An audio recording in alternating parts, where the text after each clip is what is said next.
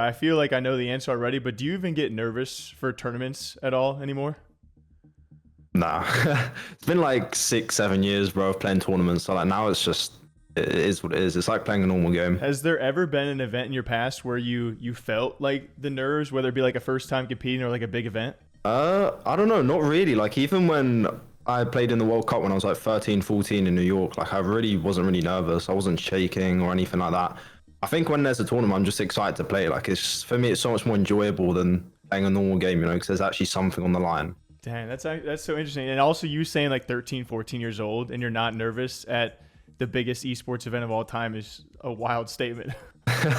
Yeah, I think there was definitely quite a lot of people there that were nervous, but I don't know. I just enjoy playing, you know, so I don't really feel it. Yeah, so I'm going to go ahead and guess that there's no nerves when it comes to playing some good old Fortnite, obviously playing League of Legends and some of these games for the AT&T Cup then. Yeah, no nerves. It was just fun. The League one was super fun as well. Like I'm horrible at League, and our teammates were really fucking good. Like double lift was insane. The fact that he micromanaged like basically all of us while playing is insane. And that was super fun to play. Yeah, it was super fun watching all the VODs because it was pretty much all the League streamers, like you said, micromanaging everyone, telling them what to buy, what to build, where to go.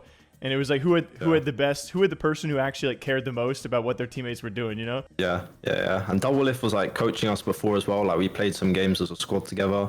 Like I think we were probably the most prepared team. Yeah, I saw him giving you props too at the end there as well. He was giving props to the team and you guys too. But when we first entered the tournament, obviously we got Fortnite, we got League of Legends, Street Fighter, and CS. Avoiding Fortnite, when you look at that list, is there a game that you were excited for and then a game that you were fearful of? I know you mentioned Street Fighter already. Yeah, so mainly the one I like was quite scared of is Street Fighter, just because I've never played like a Street Fighter game. CS, I'm happy about. Like I'm excited to play. I've got Summit on my team as well, which obviously is insane. I think CS, like I've got a pretty good chance of winning. It's just down to Street Fighter. That's the only one where like I'm gonna have to try and pull something out here. Have you played CS before then? Yeah, when I was a kid, I played a lot of CS. Dang, okay. So did you play CS before you played Fortnite? Yeah, so when I was like, I don't know, 11, 12, maybe beginning of 13, that's when I was playing CS. And then Fortnite dropped when I was about 13. Okay. So when it comes to the other 19 streamers, when you first looked at the list, was there any streamer in particular that you were like, okay, they're a game or two, they might be some serious competition? I think Savage, honestly. Savage was the one guy I had my eye on the most because I'm pretty sure he was global in CS as well. So he's good at CS, obviously good at Fortnite. I think he's the same with me with League and Street Fighter, where he doesn't have much experience. So it was pretty much on the same level. I feel like he's pretty well balanced anyway. But now, like, I've seen the leaderboards after the first 2 weeks. I think double lift is like definitely the biggest fear. Because I think he was talking to me and he said like he's actually got Street Fighter experience. So like if he does well in Street Fighter and then does good in CS, like he's pretty much won the whole thing. So I need to try and like win CS and do pretty decent in Street Fighter. That's like the only way I think I can win. That's fair. If it were to come down, because after the Fortnite first week, you and Savage were obviously the favorites in that, and then you guys kind of jumped up to a bit of a lead. If this tournament were to somehow come down to a 1v1, you and Savage, to win it all, who's taking it? I'm taking him, bro. I don't even care.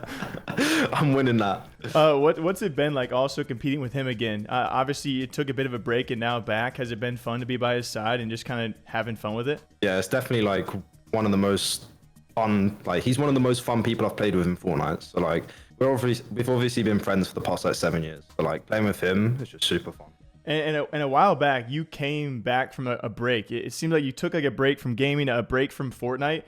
Like, can you describe like why you did that and then what it was like coming back to obviously still having so much support, but you know, what was it like being away and then why'd you come back? Yeah, I was just so burnt out, to be honest, because I was playing so much for 4 or 5 years. I just wanted a break. So I took a year off and I just went traveling and kind of just did my own stuff. The reason I came back is because after that year where I was just doing nothing, honestly, it got so boring. Like even with the traveling and all that stuff, like I was just so bored. Like I actually wanted to do something again. So I was like, okay, I'm just going to come back and play Fortnite for a bit because that's when the OG season dropped. I thought it was like a perfect time to come back and try again. And I enjoyed it, you know, and it was something to do. So I just kept playing. And then I started playing FNCS with Savage again. And yeah, that's how we're here now. And speaking of FNCS, you know, obviously tons of people have been watching you guys, and I'm sure you really do enjoy the competition. Outside of Fortnite, do you ever see yourself giving other games that same competitive nature and pursuing those? Yeah, I thought about it, but like, it's hard because, like, for example, CS2 is like you need so much years of experience for that, and it's not something you can just like if you have good aim. It's not like you're gonna go pro. There's so much more that goes into it. I think like the best opportunity for me to go pro in another game is if a new big game drops, like when Fortnite did and everyone was playing it. I think like that's probably where I would go pro in another game if I could. But like it's just if that game comes out, you know what I mean? Do you think another part of that might be as well, like you've built yourself up as a streamer and a creator. I'm sure you're doing very well for yourself as you are. Like you can enjoy your life, you can have fun and compete and whatever you want. Does that play a role in it too? Like do you think if a different game had caught your eye and you weren't in the situation you are now, that you would have maybe pursued a professional career? Because as a streamer and creator, you're doing so well, right? You don't need to pursue those things. Do you think that plays a role? Yeah, I think it definitely does play a bit of a role, but still, like, if a new game came out now in my current position, I think I'd still grind it like 16 hours a day if I really liked it. Like, there's nothing in my life that, like, I really feel like I have to give up to play a game. Like, I don't go out too much, and, like, it's not like I'm going clubbing every week. So it's like, it is what it is. You know? If a new game came out, I'd still grind that 16 hours a day regardless of the position I'm in. Interesting. Yeah, because also I think people have started to really give Fortnite pro players, you know, the ones who really came up with the game. You're obviously still very young. And so people kind of sometimes tack them off as just Fortnite kids. But we've seen the people like Benji Fishy and others leave the esport and still do so well outside of Fortnite. What's it like seeing someone like Benji succeed outside of Fortnite? Like, does that make you proud? Does that make you hungry to do that when a new game drops? I love that, bro, because I've always said, like, bro, Benji's like one of the best players in every game, bro. I swear, like, he's just got such a good natural talent. And I think that's the same with a lot of Fortnite people, though. Like you said, people disregard like Fortnite kids, you know, and just say it's Fortnite, whatever. But I think Fortnite's one of the hardest games to play. The mechanics, the aim, the game sense, and people don't give it enough props. I think like a lot of pros in Fortnite could go pro in other games if they wanted to.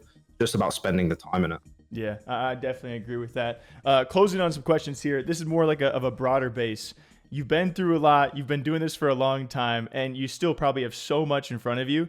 What is one of the cooler things that, whether being a professional player, a streamer, a creator, what is one of the coolest things that has allowed you to do in life? I would say just networking with other people. Like, for example, playing with Speed on stream was super fun. Like, I never thought I'd be able to do that. It's just random. One day he comes in my chat, hits me up, we're playing duos. Like, it's so cool the opportunities I get to meet new people that I probably wouldn't like have the opportunity to do if I wasn't doing this. That's probably my favorite thing, just networking with people. Do you have any crazy LAN stories of events you've been to, interactions with fans, viewers, other players? Do you have any stories that come to mind as like something you'll never forget? I mean, the main LAN, I've been to 2 LANs. I've been to DreamHack Sweden and then New York World Cup. I can't think of anything like crazy that comes to mind. I mean, I guess just going out on stage on New York with all the people in the stands and that stuff, that was like crazy. That was really cool. Yeah. And so when it comes to your future, do you think you're going to be streaming, content creating well into the future? Like you said, you might want to pursue a new game. Do you have like a set plan of what you want to do in the next 5 to 10 years? Or are you kind of just playing it by day, seeing what comes your way? Yeah, I'm kind of just going with the flow, you know, like just doing what I'm enjoying right now, seeing where it takes me. I've got like a rough idea of what I want to do, but nothing's set in stone. I'm just kind of going with the waves. All right, last one for you. I was just generally curious because I've been asking a lot of players their main games, how many hours they have in it. Is Fortnite, I would imagine, is your top game. How many hours do you have in Fortnite? Just so people can have a better picture in their mind of how much time you've actually put in. Yeah, well, I can quickly check again, but I'm pretty sure on the Epic launcher now it like caps your hours at like if you have 10k hours, it doesn't say what's above that, and it's been at 10k for like a long time now. I think I'm pretty sure I have like, if I had to guess, like anywhere from 12 to 15k hours, maybe more in Fortnite alone. And what would the timeline be when you first started playing to now? I mean, I started playing in season 1, so whenever that dropped, when I was like 13, I'm turning 20 in 3 months, so. Yeah, during that period of time, 12 to 14k hours around there. Jeez. Crazy. All right, boom. That's all I have for you, brother. I appreciate you taking the time, man, and obviously best of luck with the tournament, dude. Yeah, sweet. Thank you. Nice talking to you. Yeah, good to meet you, and best of luck, all right?